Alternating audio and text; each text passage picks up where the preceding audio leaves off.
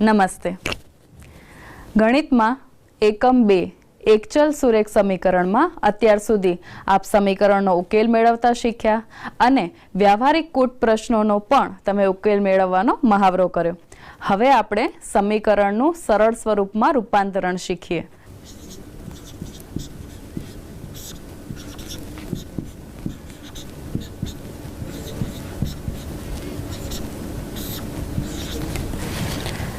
અહીં આપણે જોઈ શકીએ છીએ કે સમીકરણમાં 1 એ પૂર્ણ સંખ્યા છે, જ્યારે બાકીના પદ જે છે એ અપૂર્ણાંક સ્વરૂપે છે.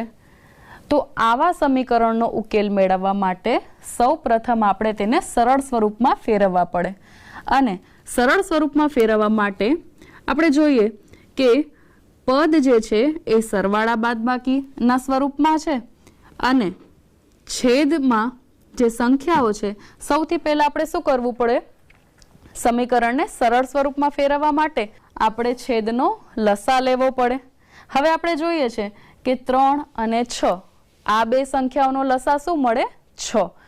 તો આપણે આખા સમીકરણને જો 6 વડે ગુણીએ તો આપણે આ સમીકરણને સરળ સ્વરૂપમાં ફેરવી શકીએ. તો સૌથી પહેલા આપણે આપેલ સમીકરણને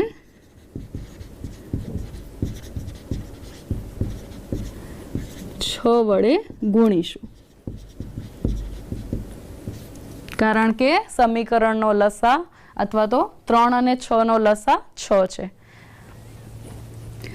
અહીં આખા પદને આપણે 6 વડે ગુણીશું. આપણે જોઈ શકીએ છીએ કે સમગ્ર પદને 6 વડે ગુણાકાર કર્યો, એકને પણ 6 વડે ગુણાકાર કર્યો અને આ પણ સમગ્ર પદને 6 વડે ગુણાકાર કર્યો. હવે જ્યાં સંક્ષિપ્ત સ્વરૂપ શક્ય છે ત્યાં આપણે તેને સંક્ષિપ્ત સ્વરૂપમાં ફેરવી દઈએ. અહીં જોઈએ છે કે 3 દુ 6. તે જ રીતે અહીંયા પણ સંક્ષિપ્ત સ્વરૂપ શક્ય છે. 6 એકમ 6. બરાબર ને? હવે આપણે બાકીની ગણતરી જોઈએ. તેથી હવે આ બંને પદ કૌંસમાં છે, એટલે બંને પદ 2 સાથે ગુણાકારમાં છે.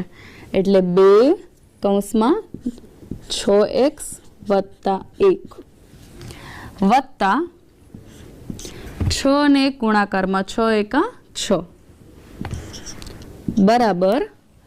અહીં 1 એ x વત્તા 1 સાથે ગુણાકારમાં છે અને આપણે જાણીએ છીએ કે કોઈ પણ સંખ્યાનો 1 સાથે ગુણાકાર કરીએ તો આપણને તે જ સંખ્યા મળે. એટલે કે અહીં આપણે x વત્તા 2 લખી શકીએ.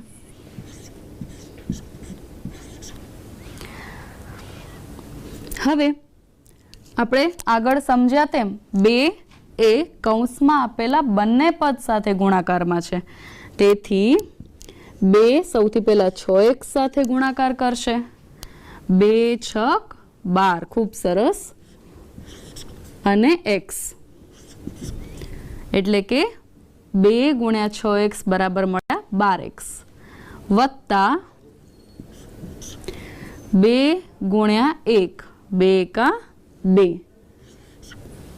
વત્તા 6 બરાબર x વત્તા 2. હવે આવા સમીકરણનો ઉકેલ આપણે શીખ્યા છીએ, જેમાં આપણે સંખ્યા અને x એ બંનેની ગણતરી કેવી રીતે કરે તે આપણે આગળ સમજ્યા છીએ. અહીં બરાબરની આ બાજુ x વાળું એક જ પદ છે, તેથી આપણે 12x એમ જ મૂકીએ વત્તા 2 અને 6 આ બંને સંખ્યાઓનો સરવાળો શક્ય છે. 2 વત્તા 6 કેટલા થશે? 8. ખૂબ સરસ. બરાબર. અહીં બંને અલગ પદ છે, બંનેના સહગુણક અલગ છે, તેથી x વત્તા 2. હવે આપણે આગળની ગણતરી માટે શું કરીશું? x વાળા પદને બરાબરની એક બાજુ અને સંખ્યાને બરાબરની બીજી બાજુ મૂકીશું, જેથી ગણતરી સરળતાથી થઈ શકે. તો 12x અને અહીં x નું પદ જે છે એને આપણે બરાબરની બીજી બાજુ લઈ આવવાનું છે. અને જ્યારે આપણે સરવાળામાં રહેલી સંખ્યાને બરાબરની બીજી બાજુ લઈ જઈએ ત્યારે તે ઓછા બને, એટલે x બનશે -x બરાબર 2 તો અહીં છે જ અને 8 જે છે અહીં સરવાળામાં છે, બીજી બાજુ જશે તો બાદબાકીમાં કે -8. હવે 12x ઓછા x, અહીં x ની સાથે સહગુણક નથી તો સહગુણક શું હશે? 1, એટલે કે 12x ઓછા 1x, તો આપણને મળશે 11x બરાબર 2 ઓછા 8. આપણે પૂર્ણ સંખ્યાઓના સરવાળા બાદબાકી શીખ્યા છીએ. હવે અહીં 2 ઓછા 8 તો નહીં, પણ 8 ઓછા 2 કેટલા મળે? 6. અને મોટી સંખ્યા જે છે એ ઋણ છે, તેથી આપણને જવાબમાં -6 મળે. હવે અહીં આપણે સમીકરણનો ઉકેલ મેળવવાનો છે. ઉકેલ મેળવવું એટલે x ની કિંમત મેળવવી. અહીં આપણે ફરીથી આ પદ લખીએ.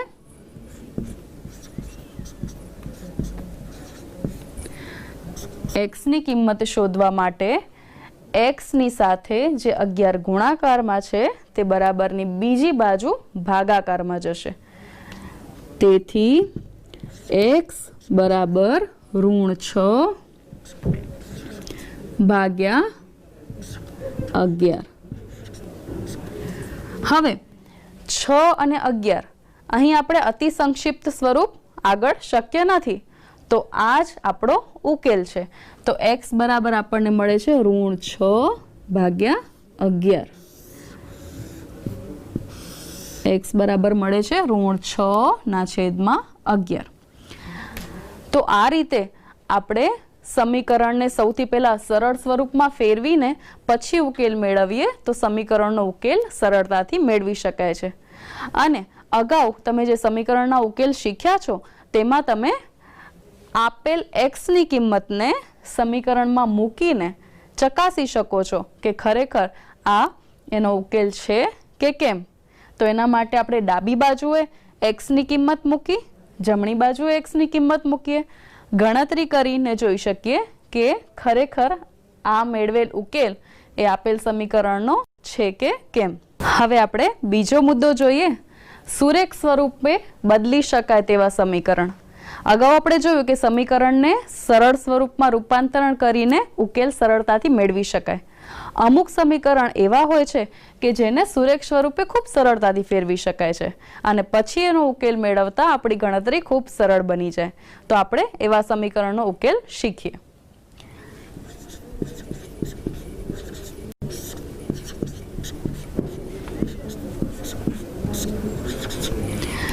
જો આ સમીકરણમાં આપણે જોઈએ છે તેમ સમીકરણની બંને બાજુના જે પદ છે એમાં અંશ અને છેદ બંને સ્વરૂપે રહેલા છે.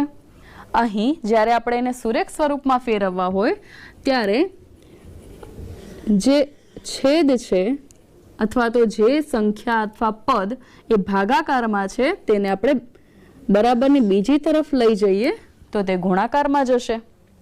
તે જ રીતે આ પણ આખું પદ જે બરાબરની એક બાજુ ભાગાકારમાં છે તે બરાબરની બીજી બાજુ ગુણાકારમાં જશે. અને આ રીતે આપણે સમીકરણને સરળ સ્વરૂપમાં ફેરવી શકીએ.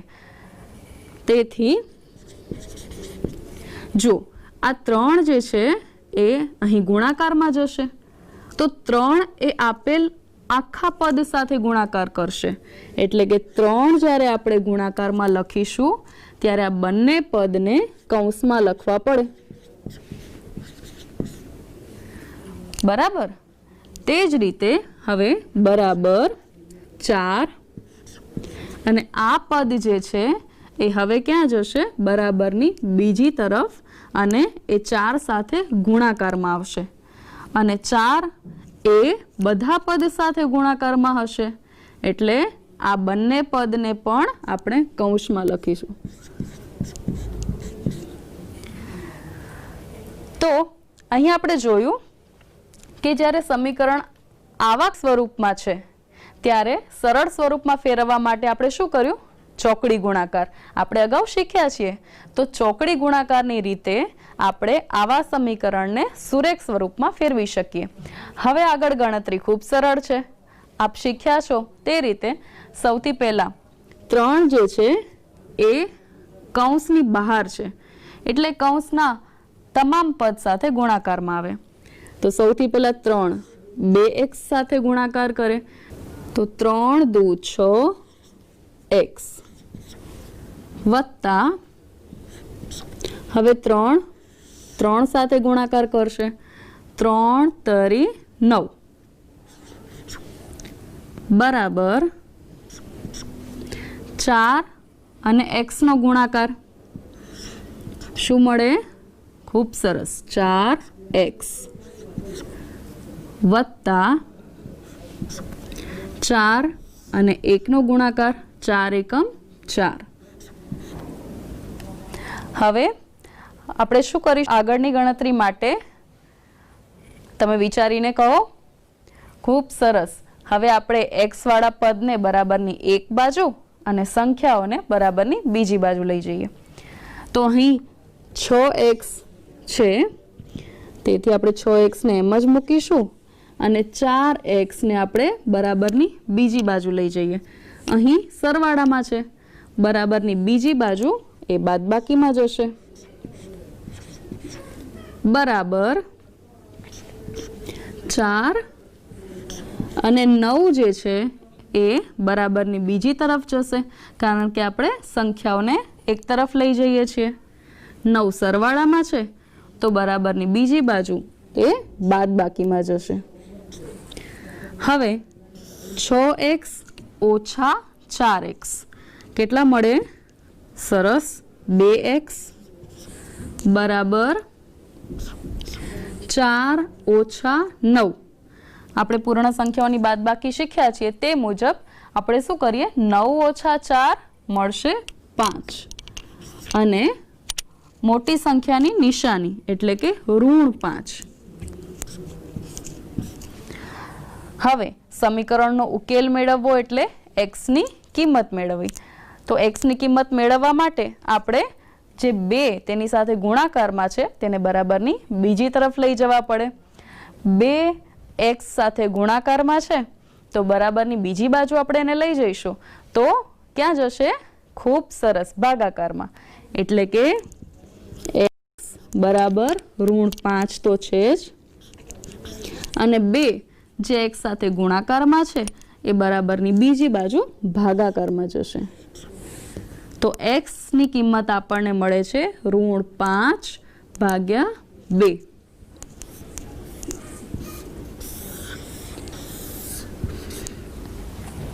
તો આ રીતે ચોકડી ગુણાકારની રીતે આપણે સમીકરણને સરળ સ્વરૂપમાં ફેરવીને ઉકેલ મેળવી શકીએ છીએ. તમારા પાઠ્યપુસ્તકમાં મહાવરોમાં ઘણા બધા દાખલા એવા છે કે જેને તમે સરળ સ્વરૂપમાં ફેરવવા માટે કાં તો ચોકડી ગુણાકારની રીતે તેને સરળ સ્વરૂપમાં ફેરવી શકો અથવા આપણે અગાઉ જે શીખ્યા કે સમીકરણનું સરળ સ્વરૂપમાં રૂપાંતરણ કરી અને પછી ગણતરી કરી શકાય. તો આપના પાઠ્યપુસ્તકના સ્વાધ્યાયમાં આપેલા આ પ્રકારના અન્ય દાખલા ગણી અને તમે સમીકરણનો ઉકેલ ખૂબ સરળતાથી મેળવી શકો છો. આભાર.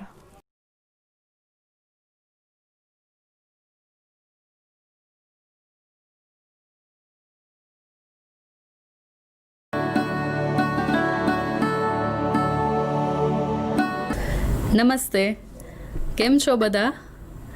અત્યાર સુધી ગણિતમાં તમે 2 પ્રકરણ શીખ્યા, સમય સંખ્યાઓ અને એક ચલ સુરેખ સમીકરણ.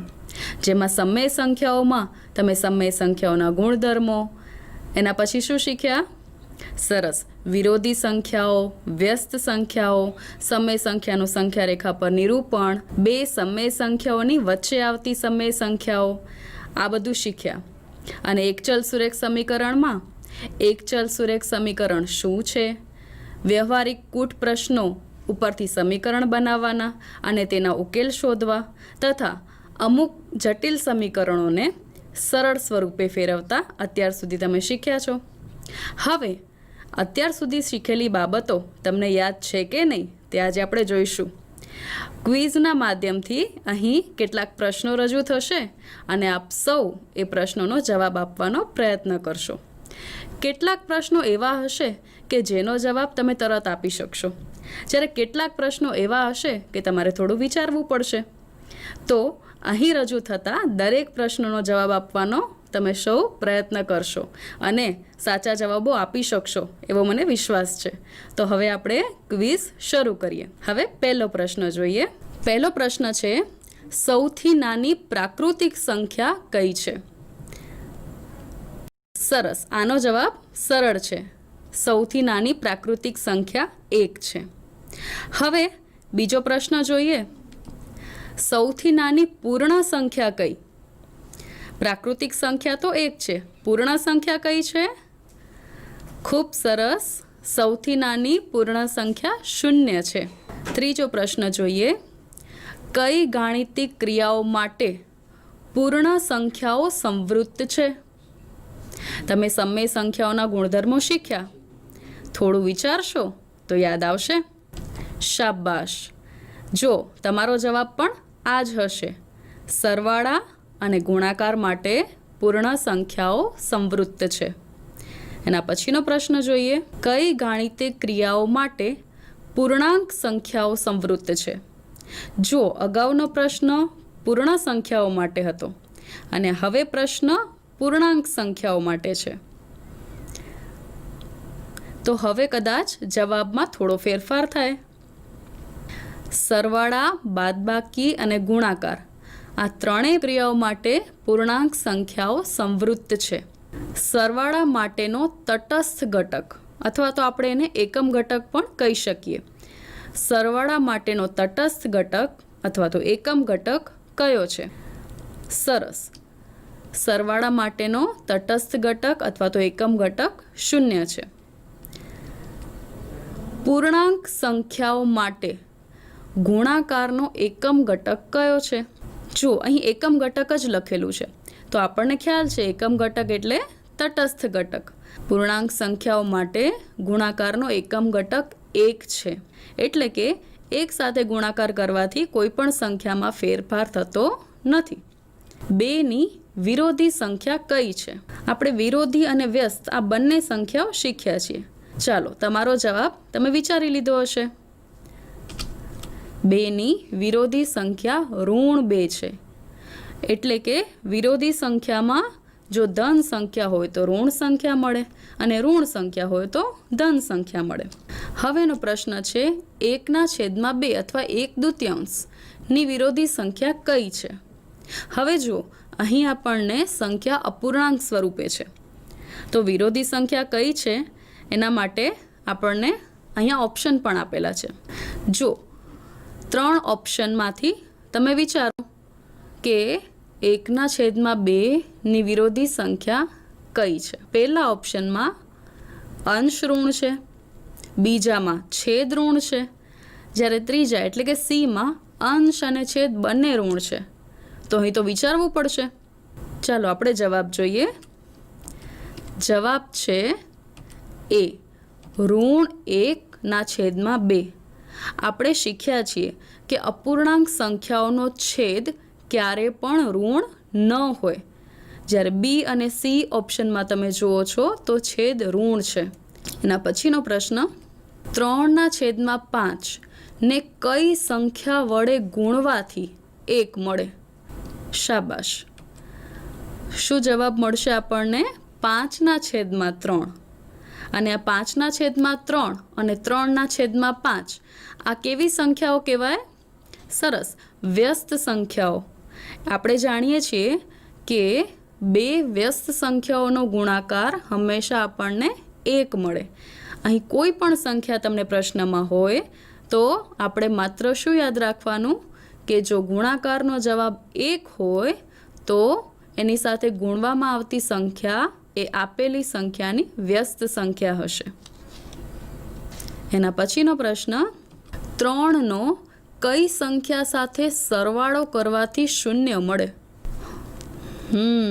સરસ, વિચારો બધા. શાબાશ. 3નો આપણે ઋણ 3 સાથે સરવાળો કરીએ તો આપણને 0 મળે. અને 3 અને ઋણ 3 આ બંને એકબીજાની કેવી સંખ્યાઓ છે? સરસ, વિરોધી સંખ્યાઓ છે. તો આપણે જાણીએ છીએ કે કોઈ પણ 2 વિરોધી સંખ્યાઓનો સરવાળો 0 મળે. 5/9 સંખ્યાને સંખ્યા રેખા પર કઈ બે પૂર્ણ સંખ્યાઓની વચ્ચે દર્શાવાય? આપણને આપેલી સંખ્યા અપૂર્ણાંક સ્વરૂપમાં છે, સંખ્યા રેખા પર દર્શાવવાની છે અને આપણને કઈ બે પૂર્ણ સંખ્યાની વચ્ચે દર્શાવાય એવું પૂછ્યું છે.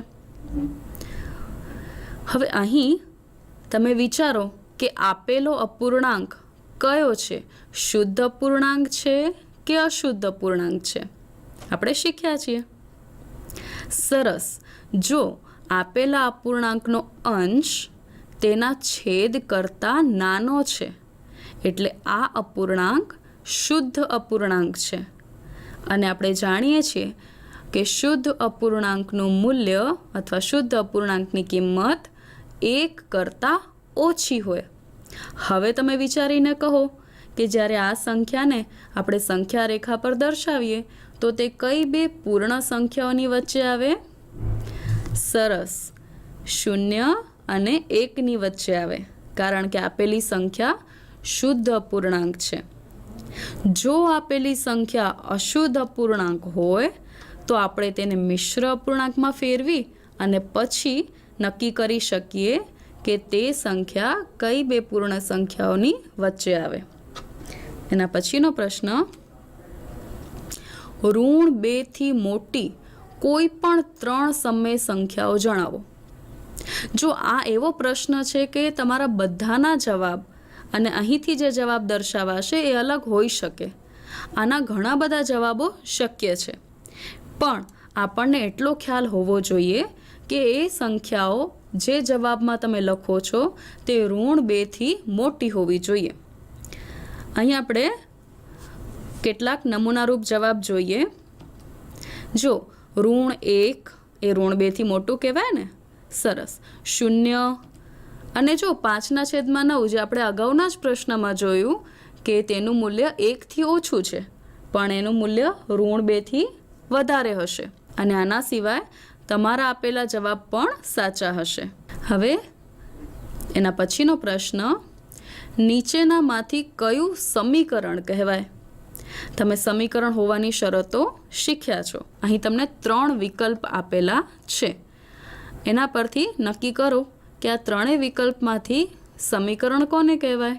તમે ધ્યાનથી જોશો તો દેખાશે કે દરેકમાં જે પદ છે તો સરખા છે, પણ માત્ર કોઈ એક નિશાની અલગ છે. તમને યાદ આવી ગયું? આનો જવાબ આવશે વિકલ્પ બી, 2x + 3 = 4. આ જવાબ કેમ આવ્યો? સરસ. આ જવાબમાં આપણે જે સમીકરણ દર્શાવેલું છે એમાં બરાબરની નિશાની છે.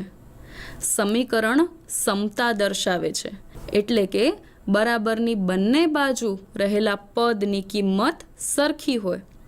તેથી બી જવાબ સાચો છે. એના પછીનો પ્રશ્ન જોઈએ. પ્રશ્ન છે, એક સંખ્યામાંથી 1/3 બાદ કરીને મળતા પરિણામને 1/2 વડે ગુણતા 1/8 મળે છે.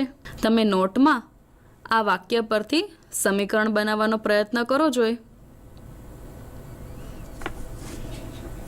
સમીકરણ બનાવતી વખતે આપણે આપેલા વાક્ય અથવા આપેલી રકમને ધ્યાનથી વાંચીશું. જો અહીં કહેલું છે એક સંખ્યા અને એ સંખ્યા કઈ છે એ આપણને ખ્યાલ છે? ના, નથી. તો આપણે એના બદલે કોઈ પણ ચલ લઈ શકીએ. આપણને ખ્યાલ છે કે ચલ તરીકે આપણે અંગ્રેજી મૂળાક્ષરો જેમાં સ્મોલ નાના મૂળાક્ષરો સ્મોલ લેટર્સનો આપણે ઉપયોગ કરીએ છીએ. તો જવાબમાં આપણે એક સંખ્યાના બદલે આપણે x લઈશું. તો x એમાંથી આપણે બાદ શું કરવાનું છે? એક સંખ્યામાંથી 1/3 બાદ કરીને. તો 1/3 બાદ કરીએ. એના પછી ફરીથી આપણે રકમ જોઈએ. સમીકરણ બનાવતી વખતે આપણે રકમને વારંવાર વાંચીશું અને તેથી આપણને ચોકસાઈ પણ રહે અને આપણા સમીકરણ બનાવતી વખતે કોઈ ભૂલ ન થાય. તો ફરીથી વાંચીએ. એક સંખ્યામાંથી એટલે કે x 1/3 બાદ કરીએ એટલે x ઓછા 1/3. હવે મળતા પરિણામને, તો મળતું પરિણામ અત્યારે તો છે નહીં, તો આપણે આ બંનેની બાદબાકીને કૌંસમાં દર્શાવીશું, જે આપણું મળતું પરિણામ છે. એને 1/2 વડે ગુણતા, તો હવે આપણે શું લખીશું? ગુણ્યા 1/2. આપણને મળે છે શું? 1/8. જે મળે છે એનો જવાબ છે, તો જવાબ ક્યાં આવે? બરાબરની બીજી બાજુ. એટલે અહીં લખીશું બરાબર 1/8. તમે પણ કદાચ આ જ રીતે સમીકરણ બનાવ્યું હશે, ખરું ને? શાબાશ. ચલો એના પછીનો પ્રશ્ન જોઈએ. એક અંકની 2 પૂર્ણ સંખ્યાઓનો સરવાળો 9 છે, તો તે બંને સંખ્યાઓ કઈ હશે તે માટે શક્ય કેટલા જવાબ મળે? એના માટે આપણને ઘણા બધા જવાબ મળી શકે. તમે પણ વિચાર્યા હશે. આપણે એક જવાબ જોઈએ, એના પરથી તમે બીજા જવાબ આપી શકશો. જો એક જવાબ હોઈ શકે 1 અને 8, આ બંને પૂર્ણ સંખ્યાઓ છે અને બંનેનો સરવાળો છે 9. હવે એના પછીનો જવાબ તમે કહો. સરસ. 2 અને 7 બંને એક અંકની સંખ્યાઓ અને સરવાળો મળે 9. એના પછી વિચારશો, તમને ખ્યાલ આવશે. એકદમ સરળ છે. સરસ. 3 અને 6. હજી કોઈ ઉત્તર મળશે? 4 અને 5. સરસ. હવે કોઈ જવાબ મળશે? જો રકમ જોશો તો ખ્યાલ આવશે કે પૂર્ણ સંખ્યાઓ છે અને પૂર્ણ સંખ્યાઓનો નાનામાં નાનો સભ્ય ભૂલાઈ ન જવો જોઈએ, હા ને? તો હજી એક જવાબ મળશે, તે છે 0 અને 9. તમે ક્વિઝના દરેક પ્રશ્નોનો જવાબ આપવાનો સરસ પ્રયત્ન કર્યો અને દરેક પ્રશ્નના જવાબ વિશે થોડું વિચારતા તમારા જેટલા શીખેલા મુદ્દાઓ છે એ ફરીથી તમને યાદ આવી ગયા. કદાચ ક્યાંક કચાશ જણાય તો ફરીથી તમે એનો મહાવરો કરશો, જેનાથી આપણી કચાશ દૂર થઈ જાય અને દરેક મુદ્દાઓ આપણને સારી રીતે યાદ રહે અને સમજાય. આવતા અંકમાં આપણે ત્રીજો પ્રકરણ શીખીશું.